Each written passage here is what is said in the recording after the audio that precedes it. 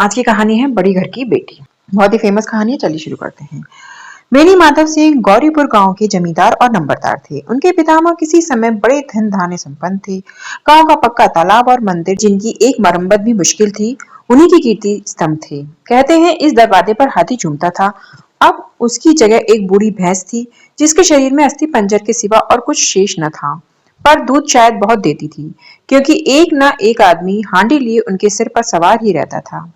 बैनी माधव सिंह अपने आधी से अधिक संपत्ति वकीलों को भेंट कर चुके थे। उनकी वर्तमान आय 1,000 रुपए वार्षिक से अधिक न थी। ठाकुर साहब के 2 बेटे थे। बड़े बेटे का नाम श्रीकंठ सिंह था। उसने बहुत दिनों के परिश्रम और उद्योग के बाद बीए की डिग्री प्राप्त की थी। अब एक दफ्तर में नौकर था। छोटा लड़का लाल बिहारी सिंह दोहरे बदन का सजीला जवान था, भरा हुआ मुखड़ा, चौड़ी छाती। भैंस का 2 सेर ताजा दूध वह उठकर सवेरे पी जाता था। श्रीकंठ सिंह की दशा बिल्कुल विपरीत थी। इन नेत्र प्रिय गुणों को उन्होंने बीए इन्हीं 2 अक्षरों पर न्यौछावर कर दिया था। इन 2 अक्षरों ने उनके शरीर को निर्बल और चेहरे को कांतिहीन बना दिया था। इसी से वैद्यक ग्रंथों पर उनका विशेष प्रेम था। आयुर्वेदिक औषधियों पर उनका अधिक विश्वास था। शाम सवेरे उनके कमरे से प्राय खरल की सुरीली कर्णमधुर ध्वनि सुनाई दिया करती थी। लाहौर और कलकत्ते के वैद्यों से बड़ी लिखा पड़ी रहती थी। श्रीकंठ इस अंग्रेजी डिग्री के अधिपति होने पर भी अंग्रेजी सामाजिक प्रथाओं के विशेष प्रेमी न थे, बल्कि वह बहुधा बड़े जोर से उसकी निंदा और तिरस्कार किया करते थे। इसी से गांव में उनका बड़ा सम्मान था। दशहरे के दिनों में वह बड़े उत्साह से रामलीला होते और स्वयं किसी न किसी पात्र का पाठ लेते थे। गौरीपुर में रामलीला के वे ही जन्मदाता थे। प्राचीन हिंदू सभ्यता का गुणगान उनकी धार्मिकता का प्रधान अंग था। सम्मिलित कुटुंब के तो वह एकमात्र उपासक थे। आजकल स्त्रियों को कुटुंब में मिलजुल कर रहने की जो अरुचि होती है, उसे वह जाति और देश दोनों के लिए हानिकारक समझते थे। यही कारण था कि गांव की ललनाएं उनकी निंदक थीं। कोई तो उन्हें अपना शत्रु समझने में भी संकोच नहीं करती थी। स्वयं उनकी पत्नी को ही इस विषय में उनसे विरोध था। यह इसलिए नहीं कि उसे अपने सास ससुर, देवर या जेठ आदि से घृणा थी, बल्कि उसका विचार था कि यदि बहुत कुछ सहने और तरह देने पर भी परिवार के साथ निर्वाह न हो सके, तो आए दिन की कलह से जीवन को नष्ट करने की अपेक्षा यही उत्तम है कि अपनी खिचड़ी अलग पकाई जाए। आनंदी एक बड़े उच्च कुल की लड़की थी। उसके बाप एक छोटी सी रियासत के तालुकेदार थे।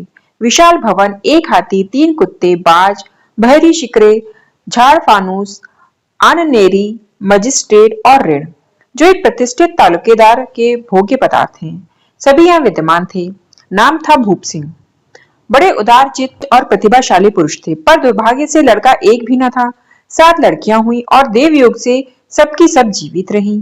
पहली उमंग में तो उन्होंने 3 ब्याह दिल खोलकर किए, पर 15-20 हजार रुपयों का कर्ज सिर पर हो गया तो आंखें खुली, हाथ समेट लिया। आनंदी चौथी लड़की थी। वह अपनी सब बहनों से अधिक रूपवती और गुणवती थी। इससे ठाकुर भूप सिंह उसे बहुत प्यार करते थे। सुंदर संतान को कदाचित उसके माता पिता भी अधिक चाहते हैं। ठाकुर साहब बड़े धर्म संकट में थे कि इसका विवाह कहाँ करें। न तो यही चाहते थे कि ऋण का बोझ बढ़े, और न ही स्वीकार था कि उसे अपने को भाग्यहीन समझना पड़े। एक दिन श्रीकंठ उनके पास किसी चंदे का रुपया मांगने आए। शायद नागरी प्रचार का चंदा था। भूप सिंह उनके स्वभाव पर रीझ गए और धूमधाम से श्रीकंठ सिंह का आनंदी के साथ ब्याह हो गया। आनंदी अपने नए घर में आई तो यहाँ का रंग ढंग कुछ और ही देखा। जिस टीम टाम की उसे बचपन से आदत पड़ी हुई थी, वह यहाँ नाम मात्र को भी न था। हाथी घोड़ों का तो कहना ही क्या, कोई सजी हुई सुंदर बहली तक न थी। रेशमी स्लीपर साथ लाई थी, पर यहाँ बाग कहाँ। मकान में खिड़कियां तक न थी, न जमीन पर फर्श, न दीवार पर तस्वीरें। यह एक सीधा सादा देहाती गृहस्थी का मकान था। किंतु आनंदी ने थोड़े ही दिनों में अपने को इस नई अवस्था में ऐसा अनुकूल बना लिया, मानो उसने विलास के सामान कभी देखे ही न थे। अब आता है भाग 2। एक दिन दोपहर के समय लाल बिहारी सिंह 2 चिड़िया लिए हुए आया और भावत से बोला, जल्दी से पका दो, मुझे भूख लगी है। आनंदी भोजन बनाकर उसकी राह देख रही थी। अब वह नया व्यंजन बनाने बैठी। हांडी में देखा तो घी पाव भर से अधिक न था। बड़े घर की बेटी किफायत क्या जाने, उसने सब घी मांस में डाल दिया। लाल बिहारी खाने बैठा तो दाल में घी न था। बोला, दाल में घी क्यों नहीं छोड़ा? आनंदी ने कहा, घी सब मांस में पड़ गया। लाल बिहारी जोर से बोला, अभी परसों ही घी आया है, इतना जल्दी उठ गया? आनंदी ने उत्तर दिया, आज तो कुल पाव भर रहा होगा, वह सब मैंने मांस में डाल दिया। जिस तरह सूखी लकड़ी जल्दी से जल उठती है, उसी तरह शुदा से बावला मनुष्य जरा जरा सी बात पर तिनक जाता है। लाल बिहारी को आवाज की यह ढिठाई बहुत बुरी मालूम हुई। तिनक कर बोला, मैके में तो चाहे घी की नदी बहती हो, स्त्री गालियां सह लेती है, मार भी सह लेती है, पर मैके की निंदा उनसे नहीं सही जाती। आनंदी मुंह फेर कर बोली, हाथी मरा भी तो 9 लाख का, वहां इतना घी नित्य नाई कहार खा जाते हैं। लाल बिहारी जल गया, थाली उठाकर पटक दी और बोला, जी चाहता है जी पकड़कर खींच लूं। आनंदी को भी क्रोध आया, मुंह लाल हो गया, बोली, वह होते तो आज इसका मजा चखाते। अब अपड़ उजट ठाकुर से न रहा गया। उसकी स्त्री एक साधारण जमींदार की बेटी थी। जब जी चाहता उस पर हाथ साफ कर लिया करता था। खड़ा उठाकर आनंदी की ओर जोर से फेंकी और बोला, जिसके गुमान पर फूली हुई हो उसे भी देखूंगा और तुम्हें भी। आनंदी ने हाथ से खड़ाऊ रोकी, सिर बच गया, पर अंगुली में बड़ी चोट आई। क्रोध के मारे हवा से हिलते पत्ते की भांति कांपती हुई अपने कमरे में आकर खड़ी हो गई। स्त्री का बल और साहस, मान और मर्यादा पति तक है। उसे अपने पति के ही बल और पुरुषत्व पर घमंड होता है। आनंदी खून का घूंट पीकर रह गई। अब आता है भाग 3। श्रीकंठ सिंह शनिवार को घर आया करते थे। बृहस्पति को यह घटना हुई थी। 2 दिन तक आनंदी को भवन में रही, न कुछ खाया न पिया, उसकी बाट देखती रही। अंत में शनिवार को नियमानुकूल संध्या समय घर आए और बाहर बैठकर कुछ इधर उधर की बातें, कुछ देश काल संबंधी समाचार और कुछ नए मुकदमों आदि की चर्चा करने लगे। यह वार्तालाप 10 बजे रात तक होता रहा। गांव के भद्र पुरुषों को इन बातों में ऐसा आनंद मिलता था कि खाने पीने की भी सुध नहीं रहती थी। श्रीकंठ को पिंड छुड़ाना मुश्किल हो जाता था। ये 2-3 घंटे आनंदी ने बड़े कष्ट से काटे। किसी तरह भोजन का समय आया, पंचायत उठी, एकांत हुआ तो लाल बिहारी ने कहा, भैया आप जरा भाभी को समझा दीजिएगा कि मुंह संभाल कर बातचीत किया करे, नहीं तो एक दिन अनर्थ हो जाएगा। बैनी माधव सिंह ने बेटे की ओर साक्षी दी, हाँ बहु बेटियों को यह स्वभाव अच्छा नहीं कि मर्दों के मुंह लगे। लाल बिहारी, वह बड़े घर की बेटी है तो हम भी कोई कुर्मी कहार नहीं है। श्रीकंठ ने चिंतित स्वर से पूछा, आखिर बात क्या हुई? लाल बिहारी ने कहा, कुछ भी नहीं, यूं ही आप उलझ पड़ी। मैके के सामने हम लोगों को कुछ समझती ही नहीं। श्रीकंठ खा पीकर आनंदी के पास गए, वह भरी बैठी थी। यह हजरत भी कुछ तीखे थे। आनंदी ने पूछा, चित्त तो प्रसन्न है? श्रीकंठ बोले, बहुत प्रसन्न है, पर तुमने आजकल घर में क्या उपद्रव मचा रखा है? आनंदी की त्योरियों पर बल पड़ गए। झुंझलाहट के मारे बदन से ज्वाला सी दहक उठी। बोली, जिसने तुमसे यह आग लगाई है उसे पाऊं मुंह झुलस दूं। श्रीखंड, इतनी गर्म क्यों होती हो? बात तो कहो। आनंदी, क्या कहूं? यह मेरे भाग्य का फेर है, नहीं तो गंवार छोकरा जिसको चपरासीगिरी करने का भी शऊर नहीं, मुझे खड़ाऊ से मारकर यूं ना करता। श्रीखंड, सब हाल साफ साफ कहा तो मालूम हो, मुझे तो कुछ पता नहीं। आनंदी, परसों तुम्हारे लाडले भाई ने मुझसे मांस पकाने को कहा। घी हांडी में पाव भर से अधिक ना था, वह सब मैंने मांस में डाल दिया। जब खाने बैठा तो कहने लगा, दाल में घी क्यों नहीं है? बस इसी पर मेरे मैके का बुरा भला कहने लगा। मुझसे रहा ना गया। मैंने कहा कि वहां इतना घी तो नाई कहार खा जाते हैं और किसी को जान भी नहीं पड़ता। बस इतनी सी बात पर अन्यायी ने मुझ पर खड़ाऊ फेंक मारी। यदि हाथ से ना रोक लूं तो सिर फट जाए। उसी से पूछो मैंने जो कुछ कहा वह सच है या झूठ? श्रीकंठ की आंखें लाल हो गई। बोले, यहाँ तक हो गया इस छोकरे का साहस? आनंदी स्त्रियों के स्वभाव अनुसार रोने लगी, क्योंकि आंसू उनकी पलकों पर रहते हैं। श्रीकंठ बड़े धैर्यवान और शांति पुरुष थे, उन्हें कदाचित ही क्रोध आता था। स्त्रियों के आंसू पुरुषों की क्रोधाग्नि भड़काने में तेल का काम देते हैं। रात भर करवटें बदलते रहे, उद्विग्नता के कारण पलक तक न झपकी। प्रातःकाल अपने बाप के पास जाकर बोले, दादा अब इस घर में मेरा निबाह ना होगा।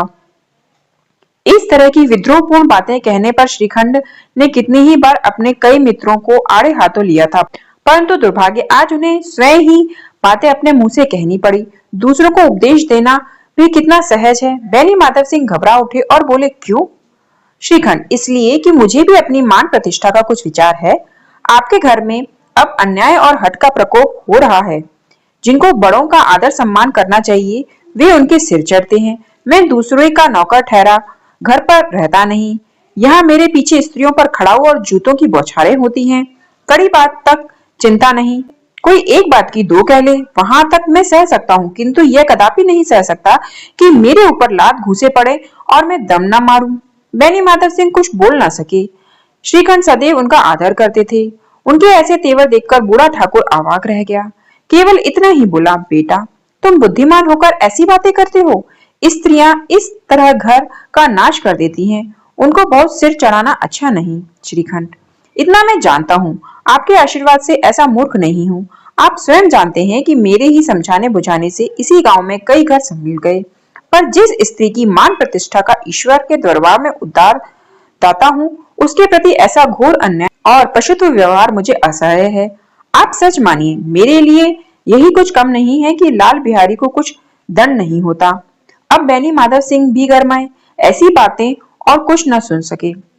बोले, लाल बिहारी तुम्हारा भाई है, उससे जब कभी भूल चूक हो उसके कान पकड़ो। लेकिन श्रीखंड, लाल बिहारी को मैं अब अपना भाई नहीं समझता। बेनी माधव सिंह, स्त्री के पीछे? श्रीखंड, जी नहीं, उसकी क्रूरता और अविवेक के कारण। दोनों कुछ देर चुप रहे। ठाकुर साहब लड़की का क्रोध शांत करना चाहते थे, लेकिन यह नहीं स्वीकार करना चाहते थे कि लाल बिहारी ने कोई अनुचित काम किया है। इसी बीच में गांव के और कई सज्जन हुक्के चिलम के बहाने वहां आ बैठे। कई स्त्रियों ने जब यह सुना कि श्रीखंड पत्नी के पीछे पिता से लड़ने को तैयार है, तो उन्हें बड़ा हर्ष हुआ। दोनों पक्षों की मधुर वाणियां सुनने के लिए उनकी आत्माएं तिलमिलाने लगी। गांव में कुछ ऐसे कुटिल मनुष्य भी थे जो इस कुल की नीतिपूर्ण गति पर मन ही मन चलते थे। वे कहा करते थे, श्रीखंड अपने बाप से दबता है, इसलिए वह दब्बू है। उसने विद्या पढ़ी, इसलिए वह किताबों का कीड़ा है।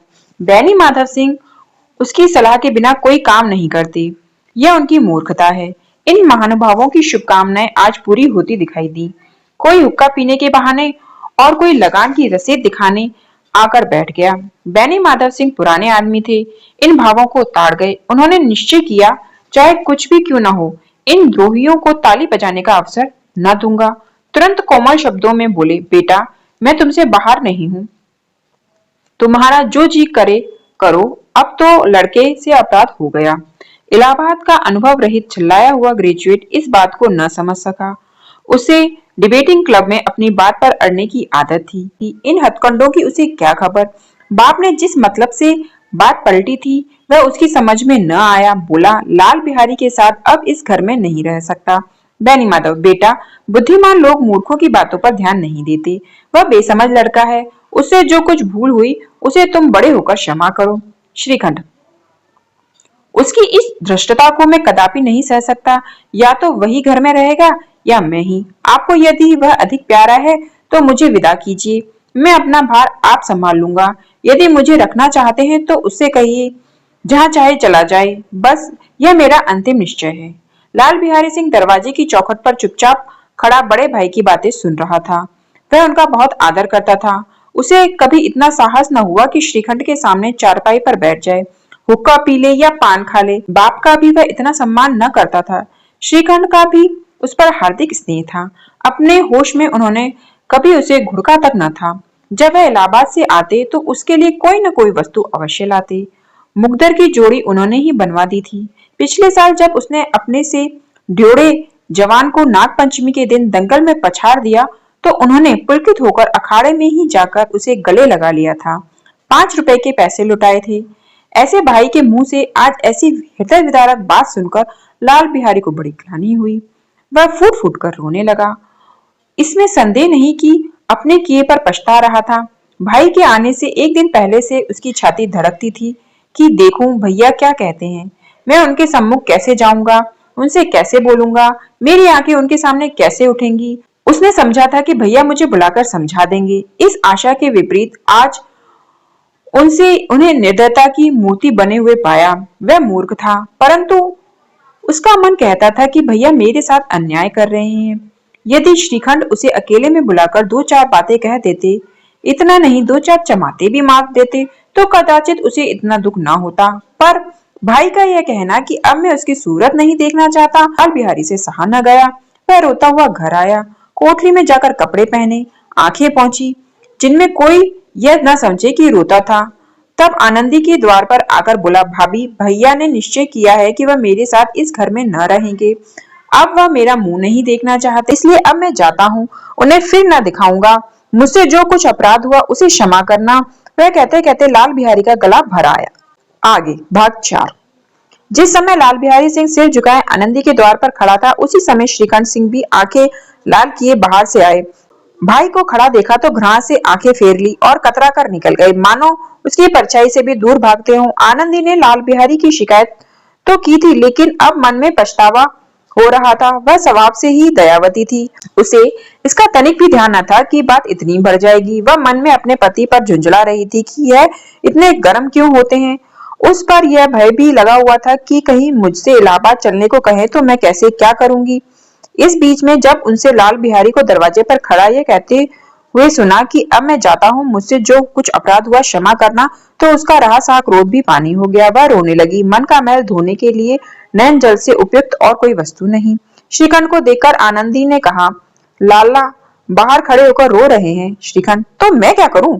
आनंदी, भीतर बुला लो, मेरी जीभ में आग लगे, मैंने कहा से ये झगड़ा उठाया। श्रीकांत, मैं न बुलाऊंगा। आनंदी, पछताओगे, उन्हें बहुत ग्लानि हो गई है, ऐसा ना कहो, कहीं चल दें। श्रीखंड न उठे। इतने में लाल बिहारी ने फिर कहा, भाभी भैया से मेरा प्रणाम कह दो, वह मेरा मुंह नहीं देखना चाहते, इसलिए मैं भी अपना मुंह उन्हें ना दिखाऊंगा। लाल बिहारी इतना कहकर लौट पड़ा और शीघ्रता से दरवाजे की ओर बढ़ा। अंत में आनंदी कमरे से निकली और उसका हाथ पकड़ लिया। लाल बिहारी ने पीछे फिर कर देखा और आंखों में आंसू भरे बोला, मुझे जाने दो। आनंदी, कहाँ जाते हो? लाल बिहारी, जहां कोई मेरा मुंह न देखे। आनंदी, मैं न जाने दूंगी। लाल बिहारी, मैं तुम लोगों के साथ रहने योग्य नहीं। आनंदी, तुम्हें मेरी सौगंध, अब एक पग भी आगे न बढ़ाना। लाल बिहारी, जब तक मुझे यह न मालूम हो जाए कि भैया का मन मेरी तरफ से साफ हो गया, तब तक मैं इस घर में कदापि न रहूंगा। आनंदी, मैं ईश्वर को साक्षी देकर कहती हूँ कि तुम्हारी ओर से मेरे मन में तनिक भी मैल नहीं है। अब श्रीखंड का हृदय भी पिघला। उन्होंने बाहर आकर लाल बिहारी को गले लगा लिया। दोनों भाई खूब फूट फूट कर रोए। लाल बिहारी ने सिसकते हुए कहा, भैया अब कभी मत कहना कि तुम्हारा मुंह न देखूंगा। इसके सिवाय आप जो दंड दोगे मैं सहर्ष स्वीकार करूंगा। श्रीखंड ने कांपते हुए स्वर में कहा, लल्लू, इन बातों को बिल्कुल भूल जाओ। ईश्वर चाहेगा तो फिर ऐसा अवसर न आवेगा। बैनी माता सिंह बाहर से आ रहे थे। दोनों भाइयों को गले मिलते देखकर आनंद से पुलकित हो गए। बोल उठे, बड़े घर की बेटियां ऐसी ही होती हैं, बिगड़ता हुआ काम बना लेती हैं। गांव में जिसने यह वृतांत सुना, उसी ने इन शब्दों में आनंद की उदारता को सराहा। बड़े घर की बेटियां ऐसी ही होती हैं।